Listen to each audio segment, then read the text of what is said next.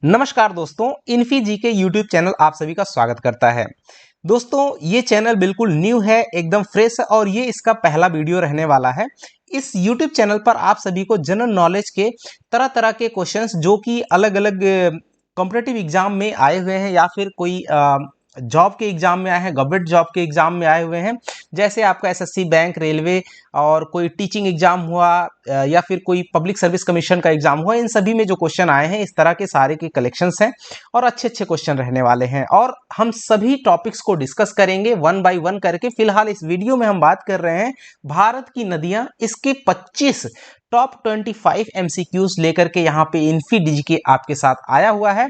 तो आपको ये वीडियो कैसा लगेगा ये हमको जरूर कमेंट बॉक्स में कमेंट कीजिएगा ताकि इन्फी जी के अगले वीडियो में आपके हिसाब से सुधार कर सके। राइट, तो कमेंट जरूर कीजिएगा क्योंकि आपका फीडबैक, सभी का फीडबैक मैटर करता है। और एक चीज और मैं चाहूंगा कि मेरा जो पहला व्यूअर होगा वो मुझे जरूर कमेंट में कमेंट करे, मैं उसका आभारी रहूंगा। फिलहाल बढ़ते हैं दोस्तों अपने पहले क्वेश्चन की तरफ। गंगा नदी का उद्गम स्थल कहाँ है? तो बच्चों सभी को पता है गंगोत्री ग्लेशियर में एक जगह है गोमुख, जहां से हमारी गंगा नदी, जो पवित्र पावनी गंगा नदी है, वो स्टार्ट होती है बहना, उसका उद्गम स्थल वहां पे है।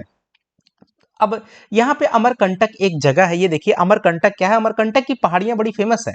ये आपके मध्य प्रदेश में जो अनूपपुर डिस्ट्रिक्ट पड़ता है एक, वहां पर ये आपका पड़ती है। और ये अमरकंटक की पहाड़ियां एक्चुअली जो मैकाल पर्वत श्रृंखला होती है, उस मैकाल पर्वत श्रृंखला पर एक स्थित पहाड़ी है जिसे अमरकंटक की पहाड़ी कहते हैं। ये खास है क्योंकि ये विंध्य और सतपुड़ा जो पर्वत श्रृंखलाएं हैं उनको जोड़ती है। विंध्य और सतपुड़ा की जो पहाड़ियां हैं, विंध्य पर्वत श्रृंखला और सतपुड़ा पर्वत जो मालाएं हैं, श्रृंखलाएं हैं, उनको जोड़ने का काम कौन करती है? अमरकंटक की पहाड़ियां। और खास बात यह है कि इससे कुछ खास नदियां निकलती हैं, जैसे नर्मदा, आपने नाम सुना होगा, कई बार आता है। नर्मदा हो गई, सोन हो गई, ये कुछ खास नदियां हैं जो यहाँ से निकलती हैं। राइट, अब यहाँ पे त्रिवेणी आप जान रहे हैं, ये तो एक शहर है, त्रिवेणी संगम जो प्रयागराज में है। हरिद्वार शहर जो है गंगा के किनारे बसा हुआ है। बढ़ते हैं अगले क्वेश्चन की तरफ। देखिए ब्रह्मपुत्र नदी को तिब्बत में, जो कि अभी चाइना के अंडर में है, फिलहाल तिब्बत में किस नाम से जाना जाता है, ये क्वेश्चन है बच्चों। तो इसका सही आंसर क्या होगा दोस्तों? ये होगा आपका सांगपो। राइट, सांगपो नाम से जाना जाता है तिब्बत में। और यहाँ पे भारत में भी इसे कुछ नाम से जाना जाता है, बांग्लादेश में अलग नाम से जाना जाता है। भारत में जो अरुणाचल प्रदेश है वहां पे दिहांग या फिर सियांग, ये दोनों नाम से इसको हम पुकारते हैं अरुणाचल प्रदेश में। और लोहित पास का नाम है, बांग्लादेश में इसे जमुना कहते हैं। और असम, जो असम है हमारा राज्य, भारत का एक राज्य असम है, जिसमें इसे ब्रह्मपुत्र नाम से जाना जाता है। चलिए बढ़ते हैं अगले क्वेश्चन की तरफ। क्वेश्चन नंबर 3, कृष्णा नदी का उद्गम स्थल कहाँ है? तो कृष्णा नदी का जो उद्गम स्थल है बच्चों, वो है महाबलेश्वर। सॉरी, मैं बच्चों कह देता हूं, चूंकि मैं पढ़ाता हूं तो इसलिए मुझे आदत पड़ जाती है बच्चों की। फिलहाल हमारे आप सभी सब साथी हैं, बहुत सारे मुझसे बड़े हैं, मुझसे छोटे भी होंगे। फिलहाल मुझे माफ कीजिएगा, आप सभी को मैं दोस्तों के नाम से ही पुकारूंगा। फिलहाल ये इसका सही आंसर क्या होगा? कृष्णा नदी का उद्गम स्थल कहाँ है? महाबलेश्वर। राइट, महाबलेश्वर इसका करेक्ट आंसर हो जाएगा, ऑप्शन नंबर ए। अब महाबलेश्वर की जो बात अगर हम करें तो महाबलेश्वर, यहां से कृष्णा नदी निकलती है जो कि महाराष्ट्र में स्थित है। महाराष्ट्र में एक और जगह है त्र्यंबकेश्वर, ये जगह जो है ब्रह्मगिरी जो पर्वत है, राइट, जहां से गोदावरी नदी निकलती है, तो ब्रह्मगिरी पर्वत के पास में ही ये जो त्र्यंबकेश्वर जगह है वहां पर है। ये नासिक जिले के पास में पड़ जाता है। राइट, तो ये भी हमको याद रखना है, ये कहां पर आपका पड़ जाता है? महाराष्ट्र, एमएच। राइट, तो अब अमरकंटक के बारे में भी आपको पूरा बताया गया ऊपर में कि मध्य प्रदेश के अनूपपुर जिले में पड़ती है। नर्मदा और सोन नदियां इसकी प्रमुख हैं और विंध्य तथा सतपुड़ा पर्वत मालाओं को जोड़ने की ये कड़ी है अमरकंटक की पहाड़ी। त्र्यंबकेश्वर, त्र्यंबकेश्वर जो होता है, अभी आपको बताया गया, त्र्यंबकेश्वर जो है, महाबलेश्वर तो महाराष्ट्र में है, त्र्यंबकेश्वर भी महाराष्ट्र में है, जहां ब्रह्मगिरी पर्वत पर ही ये त्र्यंबकेश्वर स्थित है। उसके पास में, नासिक जिले के पास में, जहां से गोदावरी निकलती है। राइट, तो इसका सही आंसर क्या हो जाएगा? महाबलेश्वर। त्र्यंबकेश्वर आपको 12 ज्योतिर्लिंगों में से एक, जो भगवान शंकर जी का जो मंदिर भी है, अगला क्वेश्चन है फोर्थ, कौन सी नदी दक्षिण की गंगा के नाम से प्रसिद्ध है? अभी बताया गया यहां से त्र्यंबकेश्वर से कौन सी नदी निकलती है? त्र्यंबकेश्वर के पास से गोदावरी, राइट। तो गोदावरी को ही हम लोग दक्षिण की गंगा के नाम से जानते हैं। आगे बढ़ते हैं अगले क्वेश्चन की तरफ दोस्तों। 5 नंबर क्वेश्चन, नर्मदा और तापी नदियां किस दिशा में बहती हैं? आमतौर पर जो हमारे जो इंडिया में बहने वाली नदियां हैं दोस्तों, वो हमारी नदियां पश्चिम से पूरब की दिशा में बहती हैं, वेस्ट से ईस्ट की डायरेक्शन में बहती हैं। लेकिन नर्मदा और तापी नदियां विशेष क्यों हो जाती हैं, स्पेशल क्यों होती है? क्योंकि ये उल्टी डायरेक्शन में बहती हैं, ईस्ट से लेकर के हमारी वेस्ट की डायरेक्शन में, यानी पूर्व से पश्चिम की ओर बहती हैं। ऑप्शन नंबर बी आपका करेक्ट होगा, ये हमको ध्यान देना है। आगे बढ़ते हैं, यमुना नदी गंगा से कहां मिलती है? क्वेश्चन नंबर 6 दोस्तों, यमुना नदी गंगा से कहां मिलती है? हमारे सभी दोस्तों को पता होना चाहिए कि ये प्रयागराज त्रिवेणी संगम प्रयागराज में जाकर के मिलती है। क्वेश्चन नंबर 7 है, हीराकुंड बांध किस नदी पर बना हुआ है? बच्चों ये आपको बताना है, हीराकुंड बांध किस नदी पर? काफी इंपॉर्टेंट क्वेश्चन है। हीराकुंड बांध कौन सी नदी पर है? महानदी। इसका सही आंसर क्या हो जाएगा? महानदी। गंगा पर कोई एक्चुअली बांध नहीं है, हाँ टिहरी डैम कह सकते हो ऊपर में, लेकिन महानदी, इस पर जो फेमस डैम जो बांध बनाया हुआ है उसका नाम क्या है? हीराकुंड बांध, राइट। तो इसका सही आंसर क्या हो जाएगा? हीराकुंड बांध। आगे बढ़ते हैं, कौन सी नदी को ओडिशा की शोक वाहिनी नदी कहते हैं? दोस्तों 8 नंबर क्वेश्चन है, कौन सी नदी ओडिशा की शोक वाहिनी कहलाती है? तो उड़ीसा की शोक वाहिनी हम लोग किसे कहते हैं? महानदी को ही ओडिशा की शोक वाहिनी, ध्यान देना, ओडिशा की शोक वाहिनी भी कहते हैं, और आगे चल करके हम इसे ये भी कहेंगे। एक्चुअली महानदी में जो उड़ीसा में, इसमें बहुत ज्यादा बाढ़ आती है, इससे तबाही मचाती है, इसलिए इसको शोक कहते हैं, लेकिन इसको उड़ीसा की जीवन रेखा भी कहा जाता है। क्यों? क्योंकि इसमें ये जो है ज्यादा मात्रा में पानी उड़ीसा में जो है सप्लाई करती है, और इसके कारण से जो वहाँ की जो कृषि है, एग्रीकल्चर है, वो निर्भर है। यहाँ तक ही कि जो है इसमें फिशिंग वगैरह या फिर और जो इंडस्ट्रियल इलाका है वो सब भी इस पर डिपेंड करता है, राइट। इसलिए ये आपकी काफी इंपॉर्टेंट रिवर हो जाती है महानदी। उड़ीसा की शोक वाहिनी और साथ साथ उड़ीसा की जीवन रेखा भी बोली जाती है, याद रखना दोस्तों। 9 नंबर का क्वेश्चन है, कावेरी नदी का उद्गम स्थल कहां पर है? तो 9 नंबर, ये क्या है? ताल कावेरी। ध्यान देना, कावेरी नदी का जो उद्गम स्थल है वो कहाँ है? ताल कावेरी। ध्यान देना, कर्नाटक में जो है, कर्नाटक जो राज्य है वहां पर उसका एक जिला पड़ता है कोडागु, जिसे हम लोग कुर्ग भी कहते हैं। आपके लिए क्वेश्चन है डियर, कि जो कुर्ग है, कुर्ग या फिर कोडागु, कोडागु ये किसके लिए फेमस है? ये कहां पर है? ये तो हमने बता दिया, कर्नाटक का एक जिला है, लेकिन आपको बताना ये किस चीज के लिए फेमस है, आपको कमेंट बॉक्स में जरूर कमेंट करना है। अब आगे बढ़ते हैं, कोडागु यानी कुर्ग के पास में जो ब्रह्मगिरी पर्वत श्रृंखला है, वहां पर एक ताल कावेरी नाम की जगह है, जहां से ये कावेरी नदी निकलती है। तो ताल कावेरी से जो है आपकी कावेरी नदी का उद्गम होता है। अब इसको याद रखने का सिंपल सा तरीका है, देखिए, कर्नाटक, कोडागु या कुर्ग, और जाहिर सी बात है कावेरी नदी भी, तो सारे के सारे क से ही है, कर्नाटक, कोडागु, कुर्ग, कावेरी, राइट, और ताल कावेरी। ताल कावेरी से कावेरी नदी, कुर्ग जिला है और कर्नाटक राज्य है। आई होप कि आपको ये थोड़ा सा टेक्निकल बात याद आई होगी।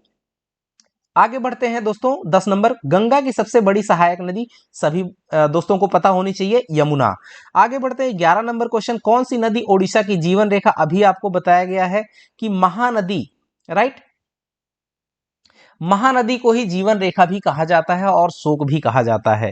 दोनों मैंने रीजन आपको स्पष्ट कर दिए थे दोस्तों। बढ़ते हैं 12 नंबर, कौन सी नदी सौराष्ट्र की जीवन रेखा? ध्यान देना दोस्तों, सौराष्ट्र जो कि गुजरात का जो दक्षिण पश्चिमी हिस्सा है, पहले का नाम जो है सौराष्ट्र, उसी को बोला जाता है। तो पूछ रहा है कि कौन सी नदी सौराष्ट्र की जीवन रेखा, यानी कि जो पश्चिमी दक्षिण पश्चिमी गुजरात है, वहां की उसकी जो जीवन रेखा कौन सी नदी कहलाती है? सही आंसर कौन सी है? साबरमती। और आपको पता भी होना चाहिए, साबरमती के एक संत थे, उनका नाम क्या था, वो भी कमेंट कीजिएगा। आगे बढ़ते हैं अगले क्वेश्चन की तरफ दोस्तों। 13 नंबर, कौन सी नदी बिहार की शोक वाहिनी? देखो कई सारी चीजें आपको बताया गया, उड़ीसा की शोक, उड़ीसा की जो उड़ीसा का शोक कौन सी नदी को? महानदी को। बिहार का शोक किसे कहते हैं? तो कोसी नदी को कहा जाता है। एक और क्वेश्चन पूछा जाता है, बंगाल का शोक किसे कहते हैं? राइट। तो देखिए क्वेश्चन नंबर 14 जो है दोस्तों, भारत में सबसे लंबी नदी कौन सी है? गंगा। आई होप कि सभी दोस्तों को पता होगा। आगे चलिए 15 नंबर क्वेश्चन दोस्तों, दामोदर नदी किस नाम से प्रसिद्ध है? तो अभी मैंने कहा बंगाल का शोक। बंगाल का शोक कौन सी है? दामोदर नदी। क्यों? क्योंकि बंगाल में जब दामोदर नदी पहुंचती है वहां पर प्लेन रीजन पाती है और वहां बहुत ही भयंकर मात्रा में पानी छोड़ती है और जिस कारण से वहां पे बाढ़ आ जाती है और तबाही मचाती है, इसलिए उसको बंगाल का शोक कहते हैं।